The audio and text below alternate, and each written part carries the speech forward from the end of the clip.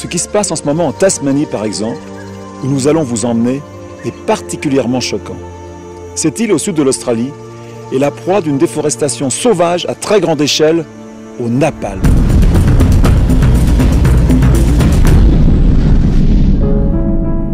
Comme une goutte tombée du grand continent australien, la Tasmanie semble s'enfuir vers l'Antarctique.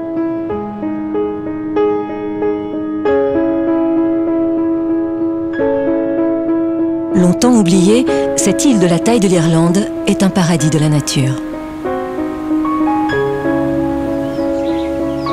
Son eau a la réputation d'être la plus pure du monde.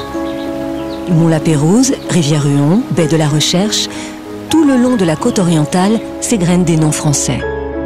Ce sont eux qui les premiers ont décrit la forêt de cette île verte et sauvage. 200 marins et scientifiques envoyés par Louis XVI ont accosté ici, en Tasmanie. La forêt est exactement comme les Français l'ont trouvée il y a 200 ans. En fait, elle était déjà comme ça du temps des aborigènes qui sont arrivés ici il y a 10 000 ans. Docteur en médecine, militant écologiste, Bob Brown est un passionné. Devenu sénateur, il se bat depuis plus de 20 ans pour défendre la forêt. Ce que vous voyez là, ce sont des forêts cartes postales. Mais derrière ce décor, de l'autre côté des chemins, fermés par des barrières, ils détruisent tout. Et ça, ils ne veulent surtout pas le montrer aux touristes.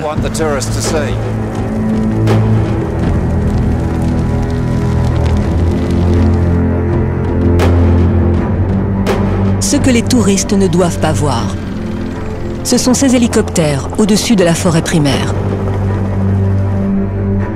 Sous l'appareil, un réservoir largue des centaines de balles, contenant un dérivé du napalm. Au contact du sol, les paquets explosent, provoquant des incendies.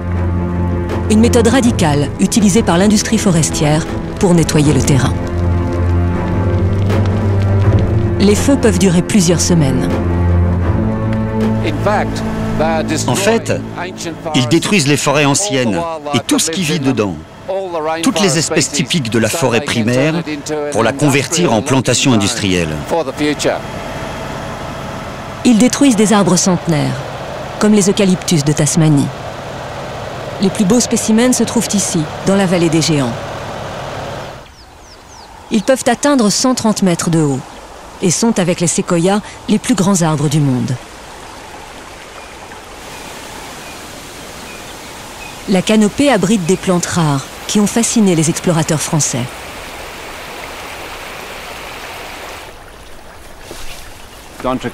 L'amiral d'Entrecasteaux a décrit la noblesse de cette forêt et la façon dont les aborigènes vivaient dans certains eucalyptus. Cet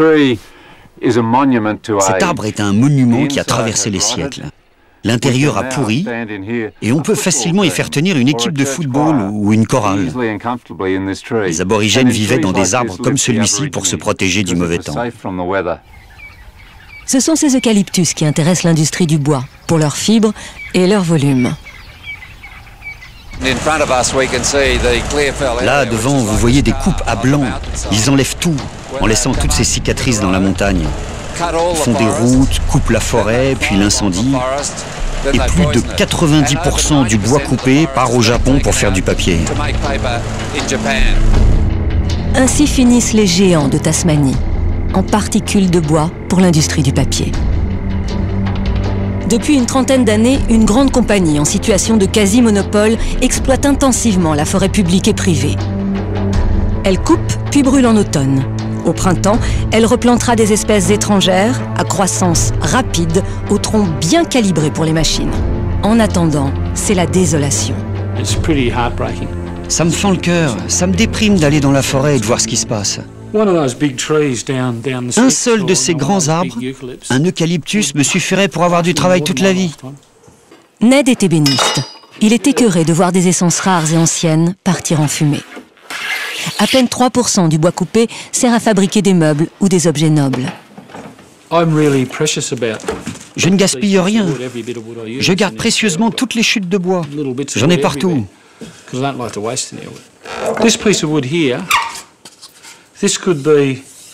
Regardez cette pièce. Elle provient d'un bois ancien, très ancien, 1000 ans, 2000 ans peut-être.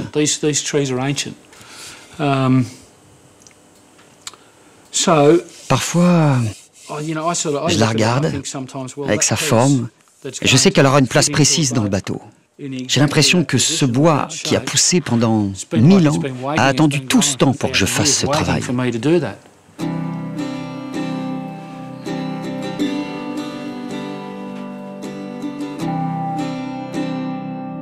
En Tasmanie, des ébénistes, des artisans sont au chômage.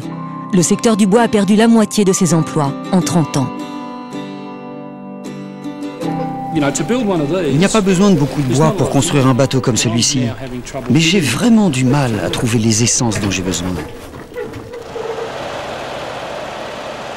La destruction prend des proportions tellement alarmantes qu'une vingtaine de scientifiques australiens, spécialistes de l'environnement, ont lancé une alerte commune aux autorités. Peter McQuillan est l'un d'entre eux.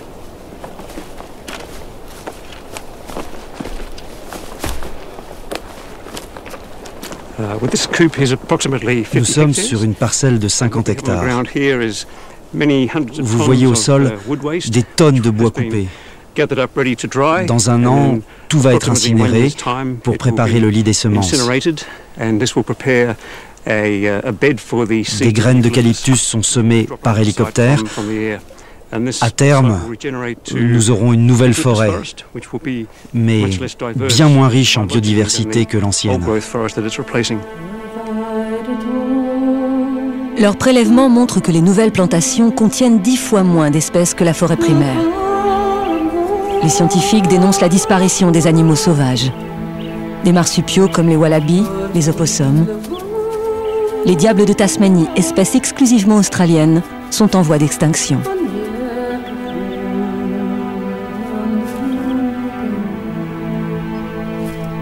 Les animaux d'ici viennent manger les jeunes pousses d'arbres. Et la manière la plus économique de s'en débarrasser est de les empoisonner. C'est très efficace, ça tue beaucoup de marsupiaux. Et on retrouve aussi des traces de poison dans l'alimentation et dans l'eau potable. C'est une pratique cruelle.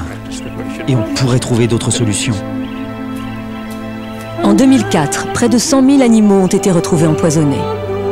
L'industrie utilise le 1080, un agent chimique mis au point par les nazis.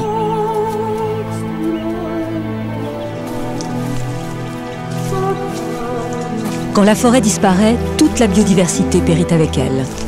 Ici, 300 millions d'années d'évolution ont été anéanties en moins de 30 ans. Vous voyez ce jardin de fougères?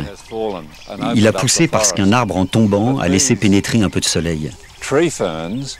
Ces fougères arborescentes ont 600, 700 ans. L'espèce existe depuis des millions d'années. Elle pousse très lentement, environ 1 mètre par siècle. Cette fougère de 6 mètres doit avoir 600 ans. Elle est plus vieille que les eucalyptus. Certaines ont 1000 ans. Le sénateur Bob Brown et ses amis défenseurs de la nature ont décidé de se battre, mais ils le payent cher. Heidi est cinéaste.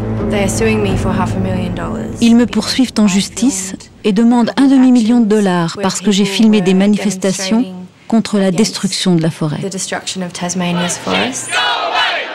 Heidi, Bob Brown, une vingtaine de personnes sont menacées de procès. L'industrie leur reproche de ternir son image. Elle défend ses intérêts à sa façon.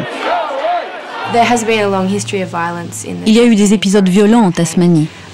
Ils ont tiré sur Bob Brown et un caméraman comme moi a été frappé pour avoir filmé un camion transportant du bois. Qu'est-ce que tu filmes? Je fais juste mon travail. C'est mon droit. C'est un lieu public ici. Vous m'agressez.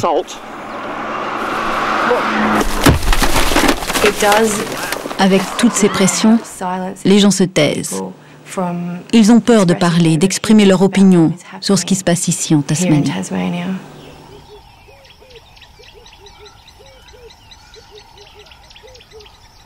Malgré la violence, les menaces de procès, le sénateur Bob Brown poursuit son chemin dans cette forêt qui, chaque jour, disparaît un peu plus. On ne doit pas se mettre en colère ou être déprimé. Le maître mot est détermination. Nous devons défier ces gens qui, pour toujours plus d'argent, ne voient rien. Ceci est une cathédrale et ils se comportent comme des vikings dans une cathédrale. Ils ne perçoivent pas la beauté, ils ne voient pas l'or, l'esprit de cette forêt.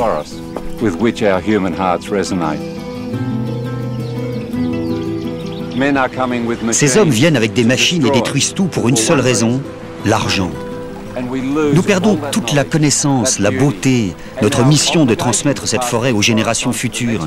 Si nous ne pouvons le faire ici, en Australie, dans un pays qui a la chance d'être riche, comment pouvons-nous demander aux peuples d'Amazonie, d'Indonésie ou d'Afrique de protéger leurs forêts ?